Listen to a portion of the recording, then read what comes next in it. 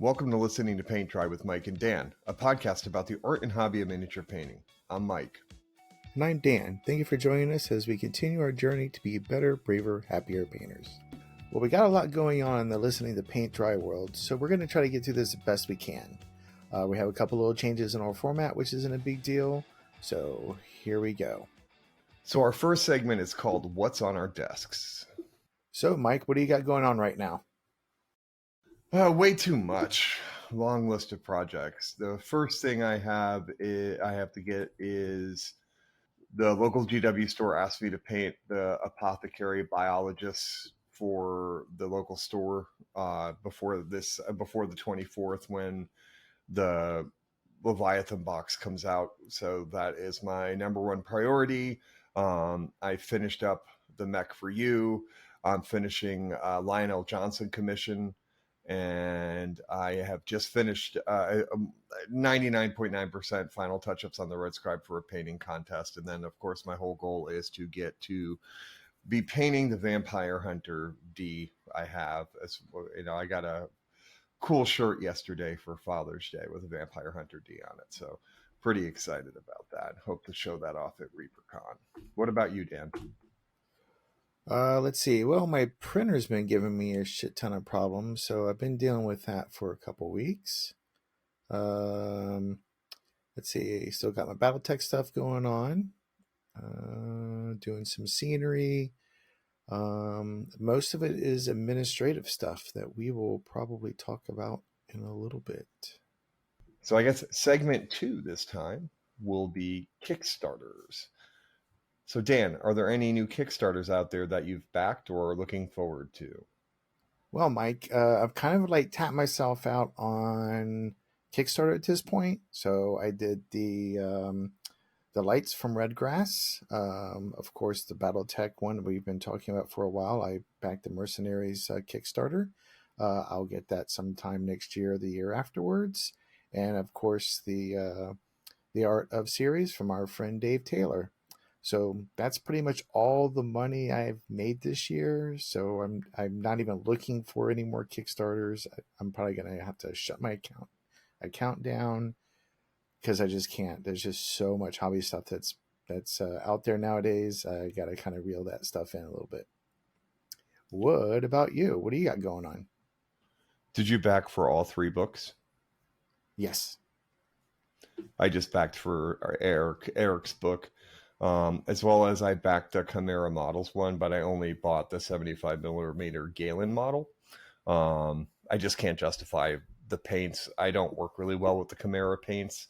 So as much as I adore Mark Maskelyne's flesh painting, I'm not the paints themselves. I kind of struggle with, and I learned that at Adepticon. And right now I don't have the time to work with new paints because of all the stuff that I've kind of got going on. I did notice something different, and this is a little bit of a segue away from the notes that we have written down. But the interesting aspect of it is it seems more and more difficult to actually get a physical model these days off of Kickstarter. It seems like that world has kind of changed to mostly STL files. Yeah, and you have to pay a premium, like a super premium, in order to get a printed copy. It kind of stinks because sometimes it's just easier just to have it for that one item, or if you really want it. But I would imagine that there'll be enough vendors out there that will be allowed to print them out, hopefully, and you can get your prints that way. Yeah, it'll be nice to see if things become more. If it ever swings back the other way, or is STLs, are they really the future of what Kickstarter and models are? You know what I mean? Yeah, that's going to make it, that's going to be interesting because a lot of the established folks for the STLs, I mean, they do it on the STL sites, not Thingiverse, but let's see, My Mini Factory, yeah. Is it 3D Colts or Colts 3D? One of those two. Yeah, geek. Yeah, so they already have established, or they have Patreons also that they churn out. I'm still doing the Star Wars ones.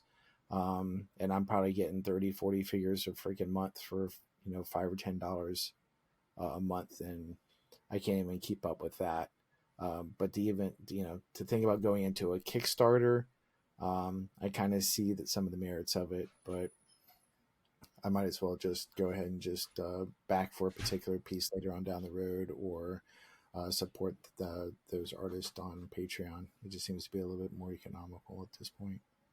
It was interesting talking to Taylor from Creature Caster, and he pointed out kind of the crazy model, which is like $5-10. You get 30 to 60 models a month, but are they really all 60 of them are that good? When are you going to print them?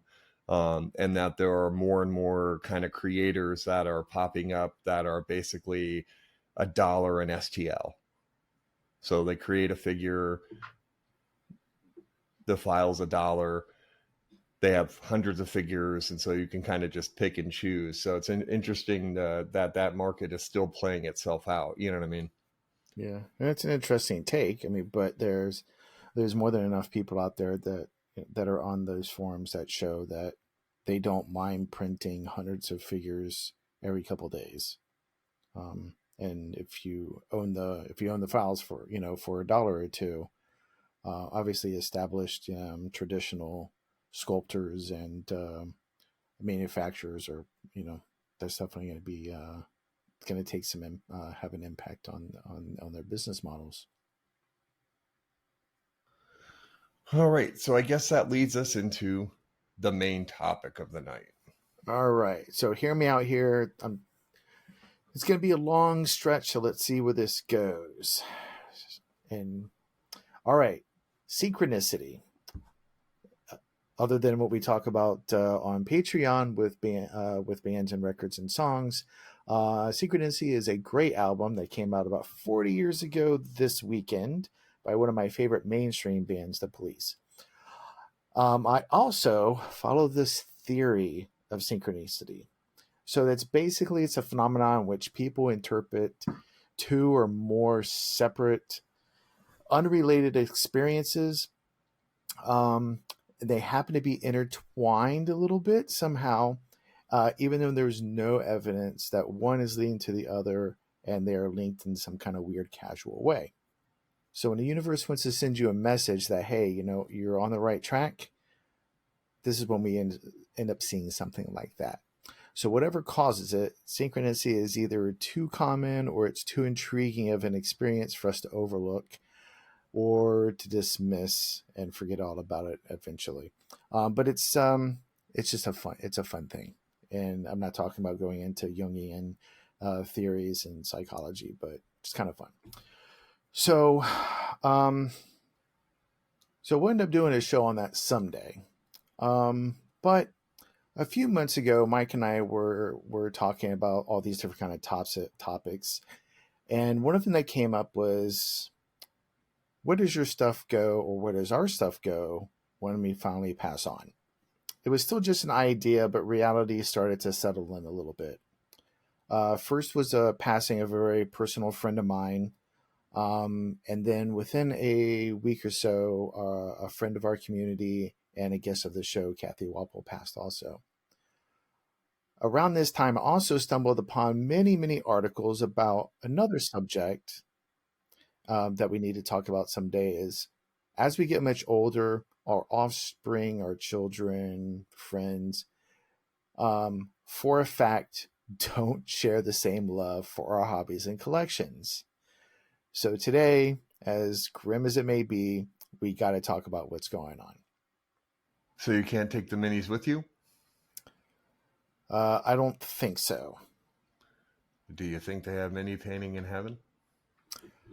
Well, possibly, and I'm sure some form of mini painting, but maybe we'll do another show about that later on. So let's talk about planning on what we do with our meetings in the event that you're no longer able to hobby. Life changes have made it so that you're no longer willing to continue the hobby, or and the event of our untimely passing. So let's see. Yeah. So let's get mentally prepared because this shit ain't fun. We put a lot of time and effort into what we do. We really love our hobbies, either it be video games or sports or whatever. Um, but this is tangible. This is a part of us. So there's a couple of things we probably should talk about, or at least think about when we are thinking about what we should do with this. I mean, there might be a time when we are either able to make these plans or at least set something up for later on down the road. Or you could be like me and just sell all your shit to give it all away. But I think that might actually be part of what we're doing. That might be one of the options. So I think that one of the first things you need to do is talk to your family first. Talk to your family and your friends. Find out what kind of stuff you have, the paints, your figures, your little armies, the boxes and cases of terrain, your cool freaking boards that you play on. Any of those that are special to you or special to them, write that down. Let them know, like, hey, you know what? You guys are going to have first dibs of this. So after that, it's much easier. You can get some money out of it if you want to while you can. You can sell them early. So a couple things. You can join a Facebook group. You can start slowly selling off some of the pieces that you don't really have much of an attachment to. Because we got to cut the fat anyway, right? One thing that I prescribe to a little bit is to donate.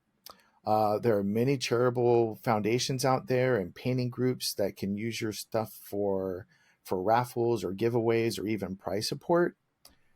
If you're not going to be using it and it's sitting somewhere in a box, it's all painted up, looks nice, or even if it's just gray, it might be a good time to think about what you can do. Because remember, if you don't have a plan up front, your family will not have the time or the capacity to deal with this. They may resort to just donating it all to Goodwill or thrift stores or something like that, or they may just throw it away. I've seen multiple. You can tell if you go to some of these auction sites, you can see where people just throw their stuff out there, not knowing what prices are. Some of the groups that I'm on Facebook, people are like, hey, so and so passed away, and here's a bunch of stuff. I have no idea what it is. Someone just give me an offer. I don't know what to do with this stuff. That's an extra burden that we don't want to put on our families. So let's just come up with something beforehand. Write it down. You have wills, those work very well. And we're thinking about our family at that point because they have a lot of stuff going on they don't need to worry about. If we have it written out, they'll know where to go. Some other things to consider is making it easier on your family. Some of the stuff that I already do are things like I leave some form of a record. I know my family would not know what most of my stuff is I have painted, what it's worth, or any sentimental value. So, in order to resolve that, I do things like on the bottom of the plinth, I write the name of the model and the date for the year that I painted it. I also take pictures. I make sure I have pictures of stuff as well. And I use when I do pictures that I keep in like kind of my sentimental things, I actually do the alt text on it. So when you hover over it, you'll see what it says. Label any award you win with that model name, year, and where you won it. I always do this like two different ways. So for example, my Quicksilver piece won a gold medal at ReaperCon. So on the bottom, I also wrote gold medal at ReaperCon 2023, and on the medal box the box came with the medal came with a box. I also wrote it on the box as well, so it matches. They could actually find the medal that piece won, and I also got a gold for that piece at the annual National Capital Model Soldier Society show as well. And so I made that note on both the model and that medal as well. So that way, when they're going through the stuff, they can actually look at the bottom and read and see any of the history of it. That it's kind of neat to share. I know some of the stuff when my dad passed, he had a bunch of Navy stuff and he started marking. He didn't do a very good job of completely marking stuff, but it was interesting to see some of what his memorabilia was from, etc., when we were able to turn it over and then kind of read about it. Another thing to do is try to consolidate all your stuff into one place. Your family doesn't need to consistently stop and pivot to deal with your little plastic toys that you've hidden for over a decade. Um, the other thing too, that we don't have on our show notes too, is making sure your kind of pile of shame is organized as well. That I'm really bad at this because I start models and that they kind of sit for years and years. I realized that I had a piece. I was just cleaning my painting area over the last few days because we have visitors coming in, and I noticed that I had a whole box of about 8 models I totally forgot I even had, and started painting. And I'm going to be honest, I didn't know what 3 of them were or who made them or anything, so I had to research them. And so I know if I don't know what my stuff is, nobody else is going to know what it is. And putting it all in one place is a good thing to do.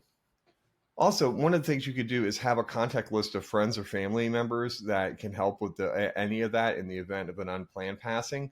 Um, when your youngsters get older, they'll understand. But like, for example, if you have friends in the hobby space, make sure that your significant other or family members have a contact for them, so that way they can help with dealing with your miniatures. Yeah. So Mike is my contact or my wife's contact if anything was to happen. So she'll just put it in a big dumpster and roll it to him, and then he's just going to take it home and figure out what to do with it, or donate it, or keep it, or do whatever he wants to with it. But she just doesn't want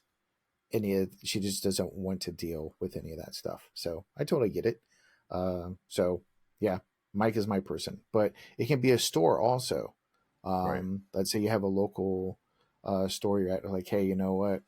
In case here, someday you might unfortunately get an email or a phone call, just to let you know what you guys are going to be asked to help with.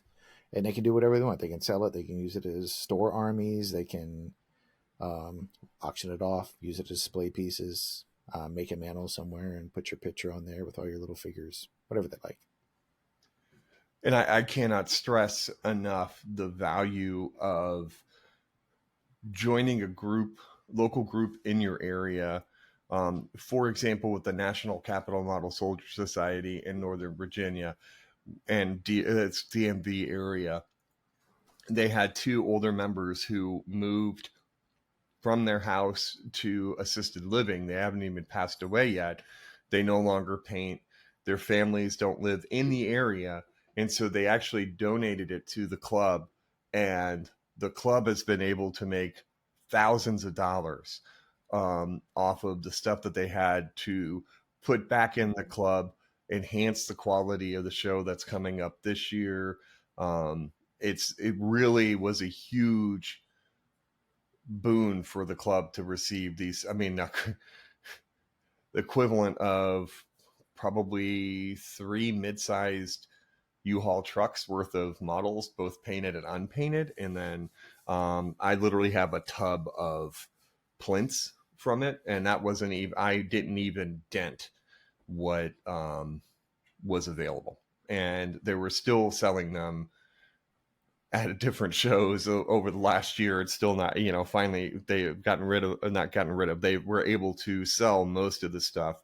Um, but it's wonderful to give back to the hobby community. That's a nice little way that people have. And I know that especially in the IPMS world, in uh, figure painting world, a lot of those groups members are getting older and older. And so now we're not quite old enough yet to paint historical models yet, Dan. We still have a few years left before that, Yeah, just a couple though, just but a couple. so that's a wonderful way to help support the group. And I know one of the things that they're doing with that is working more towards enticing more Gundam and kind of sci-fi fantasy modelers into these groups to keep them going, because you know what, the youth is the future of the hobby, right? And if you're environmentally conscious, we can throw all this plastic in the landfill, or you can pass it on to someone else. Right, and God forbid resin. What else? I mean, I can't imagine resin is good in any way, shape, or form for the environment. Especially when you pour it down your sink and it hasn't been used yet. Not good, not good. And neither are those old pewter models, right? Because I know we were laughing at some of the stuff that we had received as a donation in the group, and we're like, that was cast in 1960. Probably should keep it closed. It's probably radioactive at this point. Anything else on estate planning, Dan? It really doesn't have to be, this tragic sit down conversation with your family and stuff. I mean, you could just like write something up real quick and give it to your family, or friends, things like that. But it doesn't just have to be your miniatures. If there's other things that you collect, just think about it. If you're younger than us, you still got quite a while before you really have to start thinning things through. But as we see our family members getting older and we see how they start getting rid of things that just aren't as important to them as it used to be, we have to try to figure out like, oh, we're going to be in the same boat there pretty soon. So yeah, but all you youngsters out there that just got out of high school and college, y'all got a bunch of decades. Exactly, exactly. And it's interesting. We just lost a high school friend who had a long battle with cancer, um, a battle just about a month ago, and this whole process of the people moving to assisted living without family in the area, to some friends and family dying, has kind of changed a little bit of my approach and thought process. I was already starting to decrease what I have. I've gotten rid of a lot of stuff in the last 3 months. Actually, over the course of last year, I've gotten rid of way more than I've purchased, which is a good sign.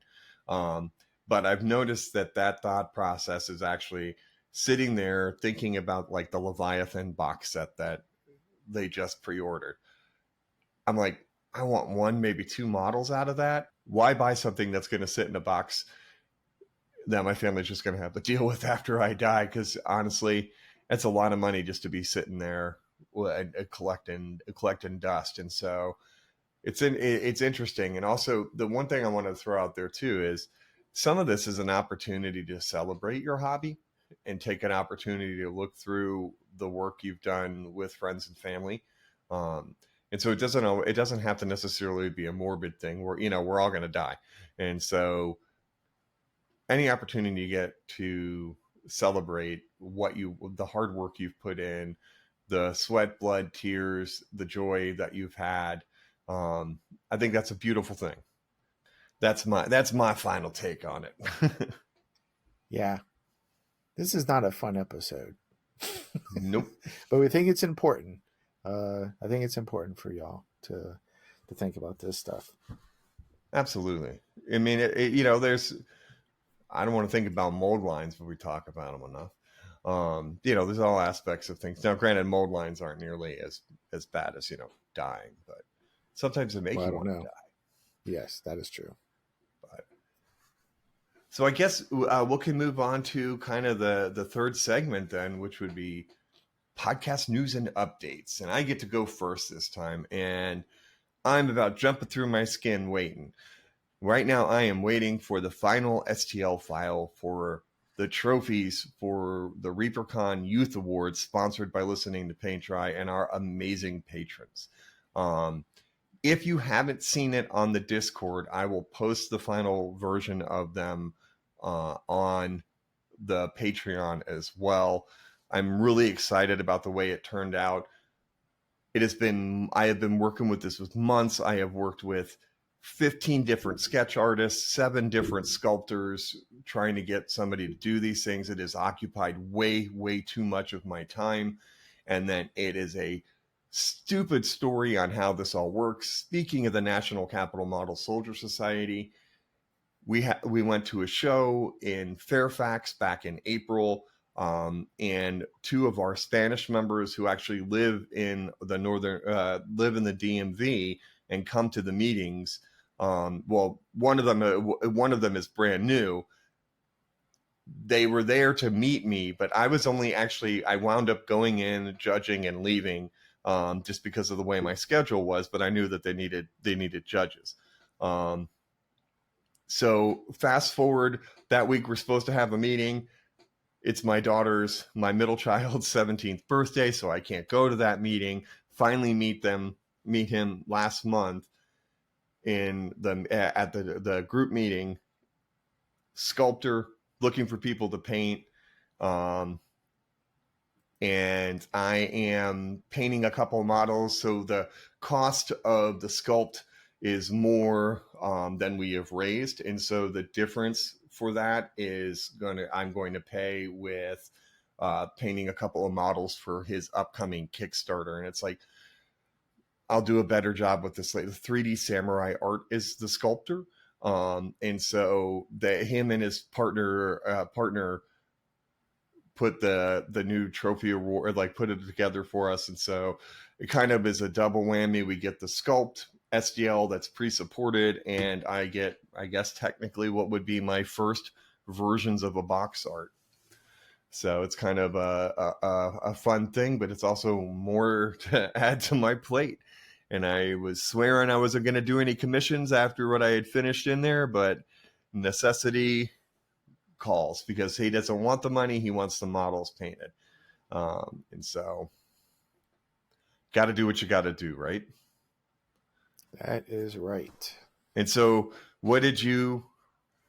haven't really heard anything from you about what the trophies look like. What do you think, Dan? I think it looks pretty cool. I thought it'd be a little bit more non-human, but I don't know the gentleman that's doing this, but I think it's a thumbs up right now. Well, the other side of it too is the guy who's the sculptor. The two sculptors are Spanish, with English as their second language, and so we have had some communication struggles. And so, given those things, the way it's kind of turned out, and so when I interviewed Africa Mur, we talked a little bit offline about what, as a sculptor, she would need to actually like do something. And I kind of explained to her kind of what our situation was. And she actually, bless her heart, she's like, if I didn't have like 8 models to sculpt for Chimera, she would have done it in a heartbeat for us. But when I told her all the stuff and showed her the logo, she's like, oh my God, that is more than a good sculptor needs. And so all the time that I had kind of pissed away dealing with Fiverr and other, like, going through digital sculpting forums and things along those lines, was all a waste of time. This guy even with the language barrier, did a very good job coming up with it. So the nice thing is it is modular. So we'll be able to change what it reads on the base. On the base for ReaperCon, it'll say Youth Painting Award, which is lovely. But if we have other events that we sponsor, hopefully in the future, then it will be whatchamacallit. Then it'll be we'll be able to change that really easily. So it's pretty exciting. Well, if we're having a language barrier, I know quite a few people at my job that can help. I believe I have a couple people that might speak Spanish. That would make sense. I'll just leave it there. Yep. And anything so something really cool too about ReaperCon. I still have a few seats left in my Welcome to the Jungle basing class. My other 3 classes are sold out. And 2 of them sold out within the first few hours, which was really very cool. I was astonished. And the 2 that sold out really quickly was the painting tiny text and black lining and edge highlighting. That was pretty cool. But there's still a lot of other classes left at ReaperCon. So if you've got your tickets but haven't registered for classes, there's a bunch of really cool stuff still going on.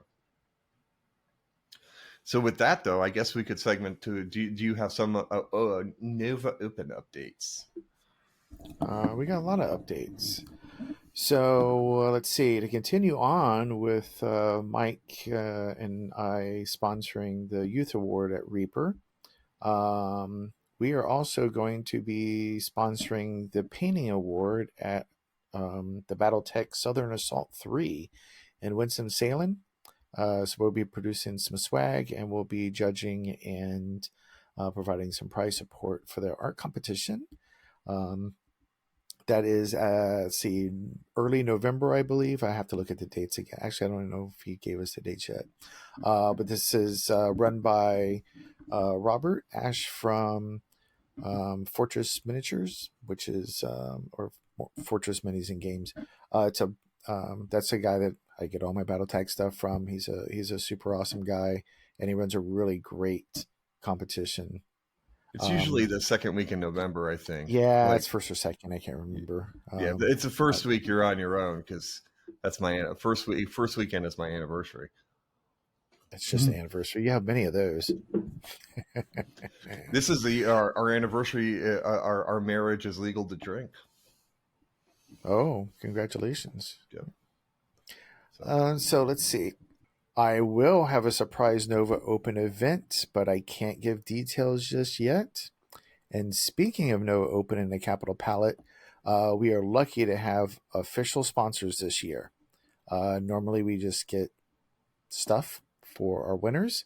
But this year we have Monument Hobbies, which is our prime major sponsor for this year. And it's been great working with Jason over the last couple months. We also have Redgrass is going to be providing some items that people might be interested in as prize support. Artis Opus, Game Envy as normal, and then we have a couple others that I can't talk about yet. This is not a joke. They have come in full force to support this art competition. I'm super stoked. We have some minor administrative changes that we're going to go through. We hope that it makes the entry process easier. The judging process would be a lot easier and smoother. Actually, it's pretty darn smooth. But we're making some advances. So if you've been to other art competitions in the last year or so and had some challenges or some issues, I think we'll have you covered and give you a good event. Our judge list is not going to be changing very much, so we have the same wonderful folks as we had last year. I'm not going to name them off right now because I had a little too much to drink and there's some powerful drugs in my system. But to let you know, the dates are August 30th to September 3rd. Let's see, Sunday afternoon, we will have our award ceremony. And I think we have some stuff going on there too. Might not want to miss it. It's going to be pretty fun. And you can find Capital Palette information and Nova Open information on Facebook and Instagram. And one other thing I want to pass along real quick is Mike's ex-roommate, Dev, who's been a member of our show for quite a while, is going to be having a BattleTech painting workshop the weekend before Nova Open. I guess people weren't very excited about learning how to paint entire armies. I guess through Shatter Point or whatever it is for Star Wars and 10th edition coming out so early in the summer that everybody's all excited and it's already doing painting.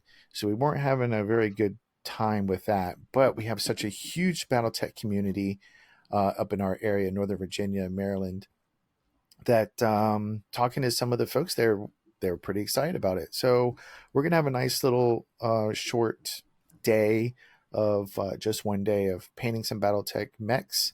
We'll do airbrush. We'll do regular painting also. We'll go into details, doing painting details. And then the latter half of the day, if you don't want to continue having private lessons or personal attention lessons with Dev, then you can play BattleTech because we'll have a bunch of tables in a private room. And if you're listening and you guys are coming down from down south or anywhere around the world, we might just have a sleepover at Dan's house if you guys are coming from out of town. But way out of town, not you local guys. You're not going to stay. Well, except for Mike. Mike gets to stay. Let's see. What else do we have going on with that? Oh, catered lunch and swag. We're going to be actually sponsored. We have a sponsored painting class from Death Ray Designs. So they're giving us some swag that we can hand out. We have some remaining swag that we want to give out. So we'll have some things to give out to our folks as they come to learn how to paint BattleTech mechs. And hopefully they can get those things done before the BattleTech competition in Grinder that's happening Friday and Saturday. That's about it, because that's a lot of stuff that we're piling onto our plates. We don't know what else is going to be happening because it just happens. Have you learned anything new recently? So I have one thing written down, but there are actually a few things that I have learned recently. The first is, I've really worked hard at figuring out how to create a saturated red, and I have to give props to Will Hahn of Sick Willie Miniatures, guest of the show, fantastic painter, lovely human being. One of my favorite people to see anytime we get a chance to see him. And one of the strategies of using it, of painting red, is starting with your kind of your saturated, working down to your shadows, and then working up using non-red colors. Like I use semi skin tone and ice yellow mixed in to my highest red color that I'm using. Then I will glaze over that with a red ink, and then go back over that through an airbrush with fluorescent red.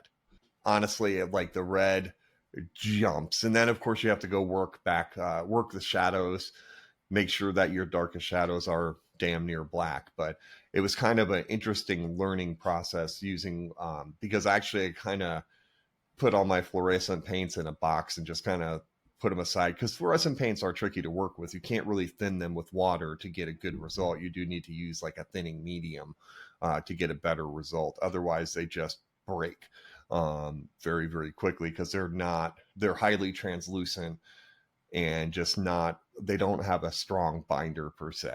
So the second thing is, I don't know if you knew this, that the Tamiya airbrush cleaner and the Tamiya extra thin cement are fundamentally the same product. Yeah, I've been reading about that lately. It is true. I bought some of I was out of extra thin cement. They had the airbrush cleaner. I bought it. I successfully glued models together with it. And it works the same exact way. That's weird shit. I guess there's a single chemical difference, and that was kind of fun. And I've probably, most people know this already, especially if you went to Adepticon, and just paying attention lately, it seems like every short is about this, but I no longer use paper towels when I dry brush. I have a dry palette somewhere around here, not sure where it is, but I've actually been I found a random piece of scenery that I will never use, and I use that to take the paint off. And honestly, it is, the process of dry brushing, you're still going to get a powdery look, but it is much, much smoother doing that, and then relighting the paint, relivening the paint with a dollop of water, etc. So those are kind of the three main things that I've learned recently. Cool. So it makes me wonder, if you spray figures with this stuff that's supposed to be airbrush paint thinner, will that melt your plastic figures? It's cleaner, not thinner. Oh, it's cleaner. It's an airbrush cleaner, not the thinner. Yeah. Okay. Yeah, I would probably melt your. Yeah, because that would kind of suck. Yep. Yeah. Absolutely. Okay. So what have I learned? I've learned that over the years, I've spent way too much money on my hobbies and other useless things. It's all about life lessons today, everybody. But enjoy your hobbies while you're alive, and hopefully you can pass it on to another generation of gamers or hobbyists, and they can enjoy it later on too. You said that you've been painting scenery for BattleTech? Yes. Talk a little bit about that. Like, do you find it's different? Is it any different than like painting? For example, we got tortured with having to prime all that shit at the Kill Team Open, which I'm never doing again. Um, like the Oh, walls. I think that that pain was due to just the shitty weather conditions. I think things would have been a lot better if it was not raining and cold and windy and shit. True. I'm But still it's not going to do it, nothing, even if it's a beautiful sunny day. nothing. Well, they have to. Hopefully, they plan for an extra day in there beforehand, or Right. get something done before that. Um, yeah, it's much different. So I'm using airbrushes for the most part. Um, it's more like painting. I mean, because I'm using BattleTech scenery, um, And but that's the it's stuff more you like, picked up at Adepticon from Death Ray, right? yeah. And I got, yes, Death Ray stuff, and actually, yeah, it is all their stuff.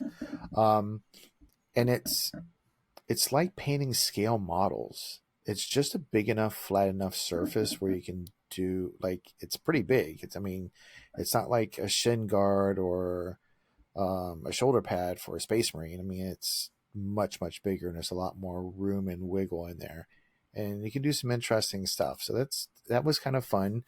I have some not resin, but the other 3D printed one. I can't remember the name of it. To save my life. Uh, F Not FDR. It was a president. Um, I know. Yeah, it's the filament. yeah, the filament stuff. So I have some buildings that was out of that from Thunderhead Studios. That guy makes some fantastic stuff, and he's been really good for our community also on the BattleTech side. He does some really good bases. He does a lot of modifications for mechs, and he does some really fantastic, just over the top scenery. So I've been learning on how to do that. So honestly, the painting part, I've actually been having to watch shows on people that 3D print cosplay costume parts, because they're the ones who 3D print these, mask or um, things, trinkets, and they have to smooth them out. So it's been really interesting learning about how to do that. So going to automotive stores and buying like filler or sandable primer, spraying that on, doing a little bit of sanding. And the other thing, if you haven't played with it, this stuff is really hard. I did not realize how hard it was. The So filament plastic. yeah, so sanding isn't just like getting 300 grit paint or paint and or sandpaper and just sanding it off like it's nice, like resin stuff for some of the plastics that we're using. Nah, man, you need that freaking like 220, 180 grit and really like get in there and take it down. But I've heard some of that the they use acetone sometimes to there's smooth all surface. kinds of there's all kinds of things, and Yeah. I don't need another I don't need another hobby distraction. But it was interesting just to sit for a day or two and just watch a couple of videos on how they do it. Um, and it actually was pretty cool. I mean, I was like, oh, I can just go to the auto store and buy a primer for $6, you know, and this stuff works pretty good. So that's been kind of interesting working with that, but some of the other stuff, the MDF wood and things like that, that's been pretty easy to paint. And I should have a bunch more stuff coming in. And I know that Death Ray Designs has got some other sets that are coming out in the next month or so. So I'll probably be picking those up also, since Alpha Strike uses just um, standard sized kind of terrain, not the map scale size where the buildings are like the size of thimbles and things like that. But that's been kind of interesting, learning about that a little bit more than just a casual observer on it. Um, yeah, I think that's about it really. Cleaning out fish tanks, cleaning my records, listening to my records, cleaning up back rooms. Uh, Mice suck, so I've been dealing with those. Peckers, I hate mice. Um, yeah, there's lots of different ways to kill mice. they need to make sure they talk to their family about what they're going to do with the hobby stuff when I crush them. Assholes.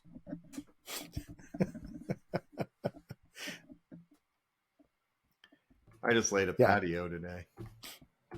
Dug it out. I'd rather do that all day long than have to deal with these fucking mice. That's why I pay a company, man. So, lessons for you. If you have a room or you like birds and you have bird seed, put the shit in sealed boxes. Don't just lay it around on the floor because the mice will smell it and they like to eat it, especially in the wintertime. And it's spring, and we know what happens in the spring with animals. They get a little frisky and they make more little animals.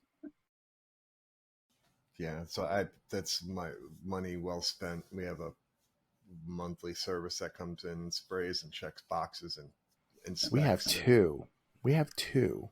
And they still got in my effing house. Yikes. And you don't back, like I back to woods, and I haven't, knock on wood, had a problem. But no, also, go ahead. I got 2 effing dogs. I got snakes around, cats everywhere. We got crows flying around and shit. There should be no mice in this hole. I find snakes in my garage all the time. We haven't found any in a while, but they should be around here. I mean, it's. I made the mistake of leaving a bag of topsoil open. And I dumped it out in an area that I was going to plant grass seeds, and like 5 snakes were like, shot away. Oh, I was like, well, I'm glad I'm the only person that saw that, because the rest of my family would be in therapy after that. Yeah, that would not have went very well at the house. Yeah, so. All right. Yeah. Very cool. Well, I guess it's time to hit the wrap up. So that does it for this episode. Thank you so much to all our listeners. Without you, we wouldn't be here. Thank you for spreading the word about the show. Every listen and download greatly helps. If you haven't already, you can like, subscribe, or follow us wherever you get your podcast. If you could leave us a good review, we would be very appreciative. Follow us on Facebook, Instagram, and YouTube at Listening to Paint Dry. You can check out our links, including our Patreon, in the show notes. We also have an email address at listeningtopaintdry@gmail.com. So with that being said, it may feel like heaven on earth to become a better, braver, happier painter. See ya.